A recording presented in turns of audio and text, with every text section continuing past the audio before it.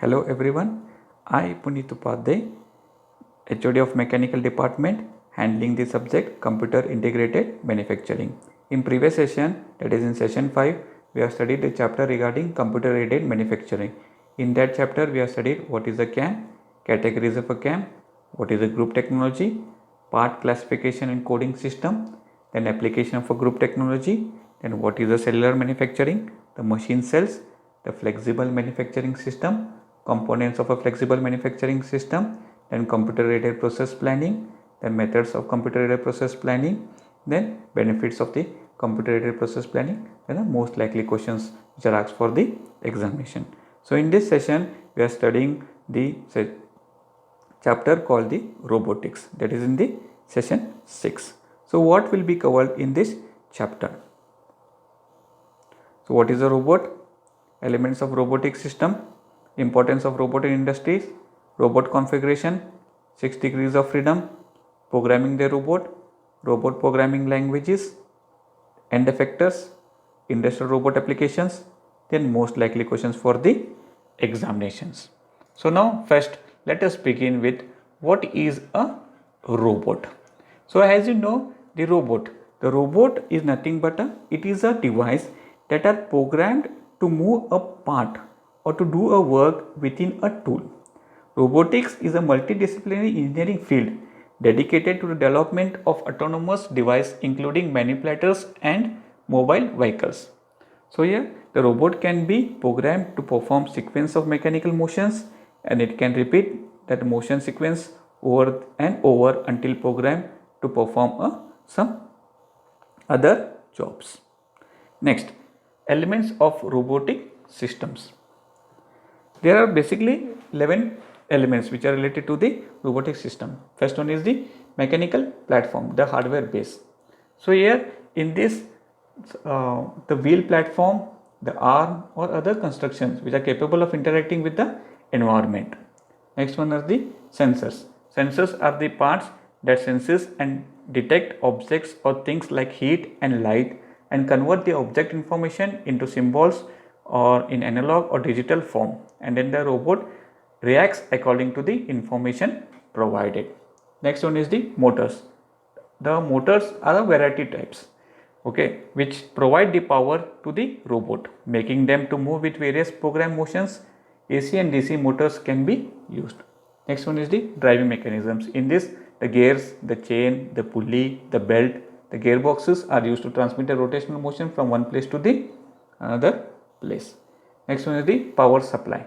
Power supply is provided by the two types of sources. One is by the battery and another is the rechargeable battery, where they are used once they are discarded and they are used to operate for the reversible chemical reactions where it can be charged thousands of times. Next one is the electronic controls. This is used as a digital logic control circuit which controls the mechanical system. This circuit is connected to the mechanical system to a bridge relay. Next one is the microcontroller system. Microcontroller are intelligent electronic devices that are used inside the robot. They deliver functions similar to those of performed by the microprocessor, that is CPU, which is inside a personal computer.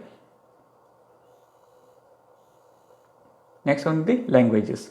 So to operate this robot, there are certain languages. First one is the VAR language, that is variable assembly language, the robotic markup language, the RoboForth and the ROSM. They are some of the languages which are used for the robots to function the robot.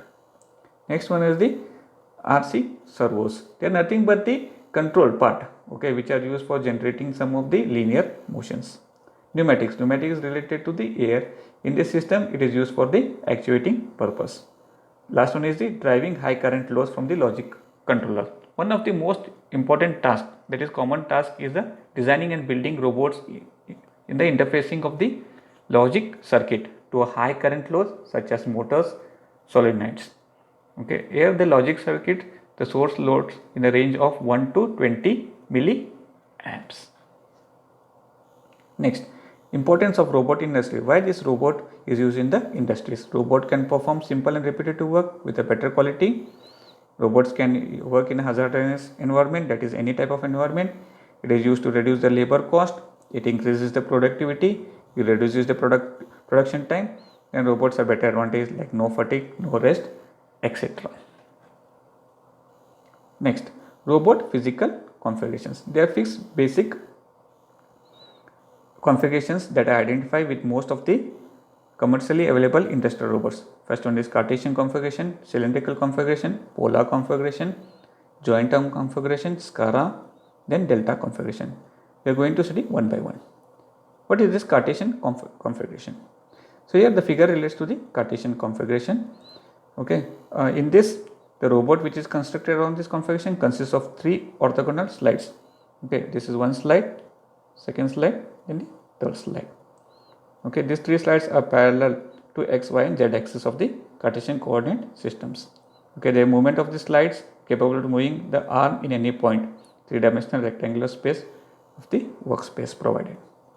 Next one is the cylindrical configuration. So this is diagram related to cylindrical configuration.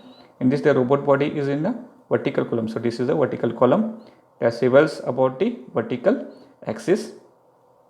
The arm consists of the several orthogonal slides which allow the arm to move up and down. So this is the arm, okay, which is used to move up and down. Yes, you can see, okay, which is used moves to up and down. So this is called the wrist, which is used to rotate. Next, polar configuration. Polar is nothing but the spherical coordinate, okay, where the workspace within which it can move the arm in a partial sphere. Okay, in this the rotary base and the pivot that can be used to raise and lower the telescopic arm. So this is the rotary base, this is a pivot. Okay, this is one arm, this is another arm which is used. So this arm can be wristed up and down, that is it can be moved up and down, and this is a wrist which swivels. Next one is the joint arm configuration. Here in this combination of a cylindrical and articulated configurations. This is similar in appearance to that of a human arm. The arm consists of several straight members. So this is the straight members, okay, by which they are analogous to the human shoulder, elbow and wrist. The robot arm is mounted to base which can be rotated to provide the robot with capacity to do work. So this is the base. Next one is the SCARA. The SCARA is nothing but a selective compliance assembly robot arm. Okay, so this is the figure related to the SCARA. So here we consider the joint 1, joint 2 and joint 3. So here it is a complement of an x and y axis, and z axis is rigid, it is the fixed. So this is the fixed. So x and y axis are movable. So basically this type of the robots are used for pick and place. So here you can see the end effectors. Here it consists of the different tools which are basically used to pick the material from one place and place the material into the other place. This type of a robot are most preferably used in the industries, especially for where the pick and place process is carried out. Next one is the we are going to show the video on the SCARA robot.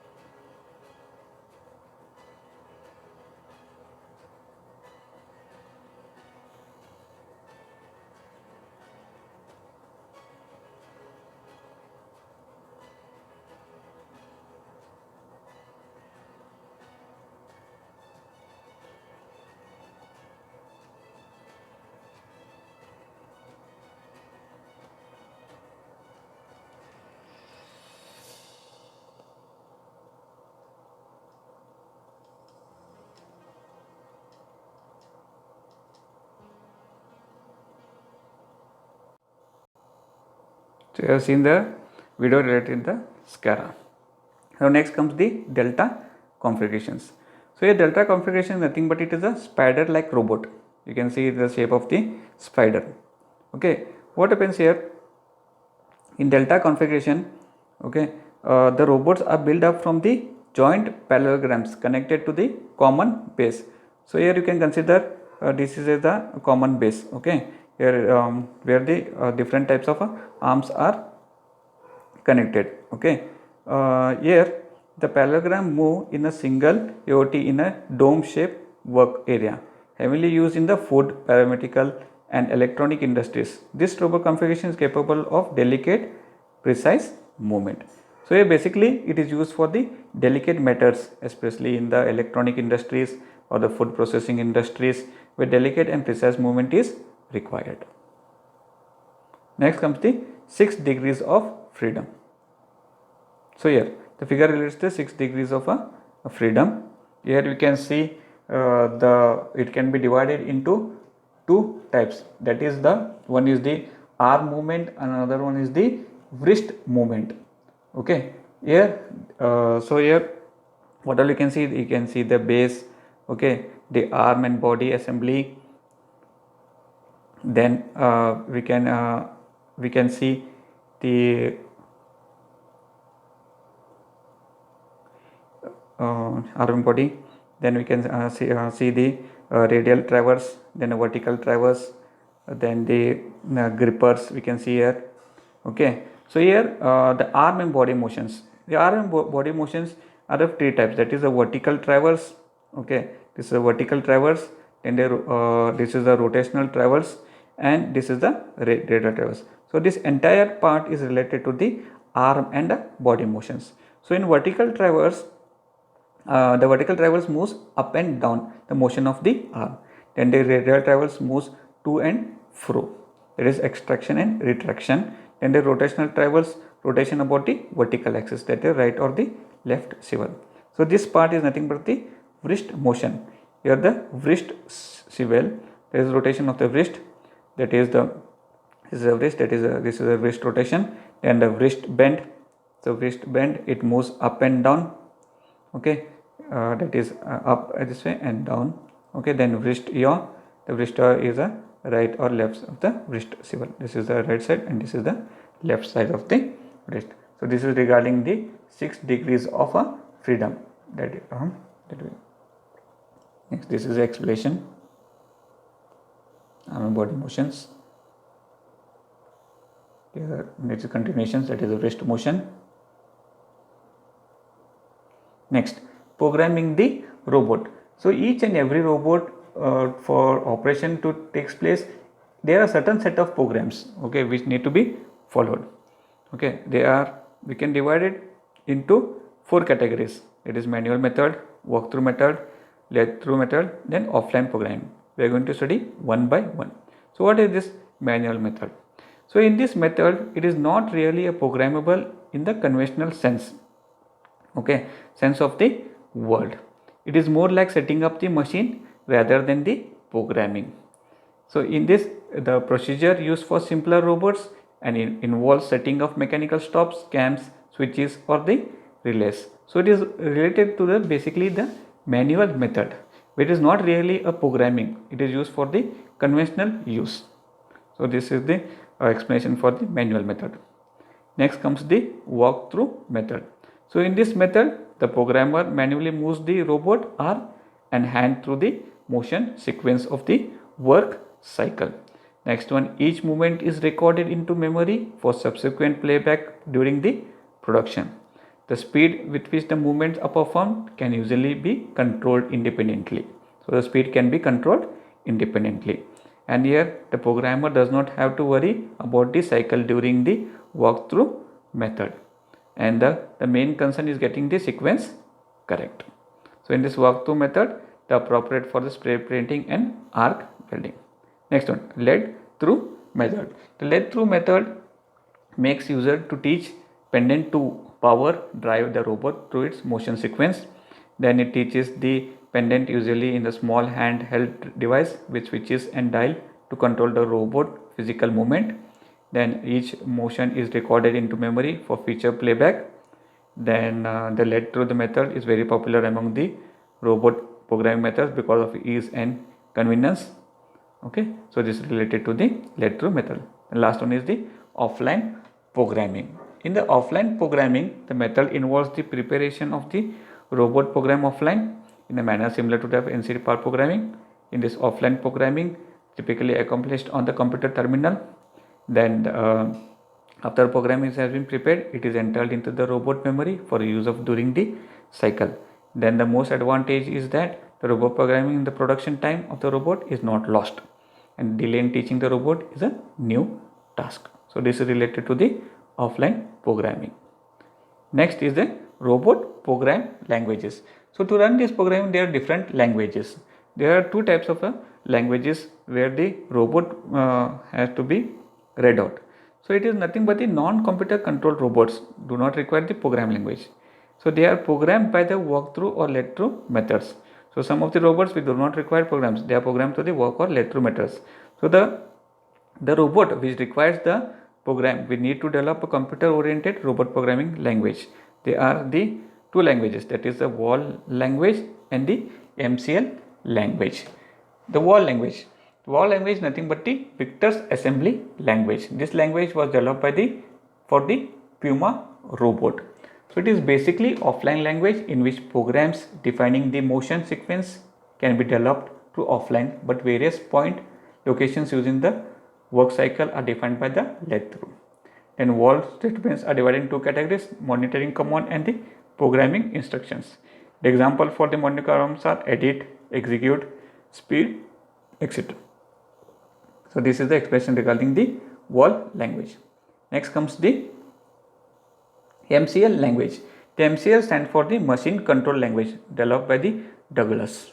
So in this, the language is based on the APT and the NC language, design control complete manufacturing cell. MCL is enhanced of then APT, which possesses additional options and features needed to do offline programming of a robot work cell.